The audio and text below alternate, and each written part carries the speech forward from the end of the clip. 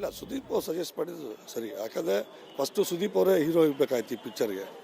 ಕಾರಣಾಂತರದಿಂದ ಅವತ್ತು ಇದು ಮಾಡಿ ಆಮೇಲೆ ಸಜೆಸ್ಟ್ ಮಾಡಿ ಈ ಥರ ತೂದೀಪ್ ಶ್ರೀನಿವಾಸ್ ಮಗ ದರ್ಶನ್ ಅಂತೇಳಿ ತುಂಬ ಚೆನ್ನಾಗಿದೆ ಹರೀಶ್ ಭೇಟಿ ಮಾಡುವಂತೆ. ಫಸ್ಟು ಕತೆ ಆದಮೇಲೆ ಅದಾದಮೇಲೆ ಒಂದು ಸತಿ ಫೋನ್ ಮಾಡಿ ಕರೆಸೋರು, ಸುದೀಪ್ ಬಾ ಸರೋವರ್ ಹೋಟ್ಲಿಗೆ ಅಂತೇಳಿ.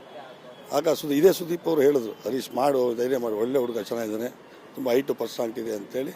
ನಾನು ಸಾಕಷ್ಟು ಬಾರಿ ಹೇಳಿದ್ದು, ಸುದೀಪ್ ಅವರು ಸಜೆಸ್ಟ್ ಮಾಡಿದ್ದು. ಈ ಸಂದರ್ಭದಲ್ಲಿ ಪುನೀತ್ ರಾಜ್ಕುಮಾರ್ ಅವ್ರು ಕೂಡ ನೆನೆಸ್ಕೊಬೇಕಾಗ್ತದೆ. ಯಾಕಂದ್ರೆ ಅವರು ಕೂಡ ನಮ್ಮ ಕಂಪ್ನೀಲಿ ಆ್ಯಕ್ಟ್ ಮಾಡಿದ್ದಾರೆ. ತೂಗು ವಿಷ್ಣು ಅವ್ರ ಮಗನ ಹಾಕ್ಕೊಂಡು ಮಾಡಿದ್ದೀರಿ ನೀವು. ನಾವು ಸೆಟ್ಲ್ಮೆಂಟ್ ಹೋಗ್ಬೇಕಾದ್ರೆ ಅವ್ರಿಗೆ ಗೊತ್ತಾಗಿದ್ದು, ಭಾಳ ಖುಷಿ ಆಯಿತು. ಆ ಸೆಟ್ಲ್ಮೆಂಟಲ್ಲಿ ಭಾಳ ಒಂದು 80% ಕಡಿತ ಮಾಡಿ ನಮಗೆ ಇದು ಮಾಡ್ತಾರೆ. ಯಾವ ಉದ್ದೇಶ ಇಟ್ಕೊಂಡು ಹೇಳಿದ್ರೆ, ಬಟ್ ಆ ಉದ್ದೇಶ ನನಗೆ ಗೊತ್ತೇ. ಯಾಕಂದರೆ ಹಿಂದೆ ಅವ್ರು ನನ್ನ ಬಗ್ಗೆ ಏನು ಕೋಪ ಅಂತ ಹೇಳಿದ್ರೆ ಹೇಳ್ತೀನಿ ಕೇಳಿ, ಎಲ್ಲರಿಗೂ ಆದಂಥ ಸಮುದಾಯ ಇದ್ದೇ ಇರುತ್ತೆ. I am A solo producer.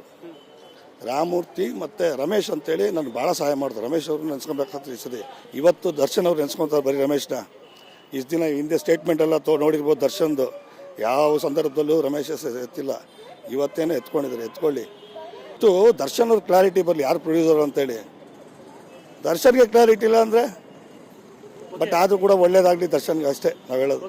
ಸ್ವಾಮಿ, ನಾನೊಬ್ಬ ಪ್ರೊಡ್ಯೂಸರ್ ಅನ್ನೋದೇ ಮರ್ತೋಗ್ಬಿಟ್ಟು ದರ್ಶನ್. ಇನ್ನು ಸ್ನೇಹಕ್ಕೆ ಹೋದ್ರಿ ನೀವು. ಹಾಂ,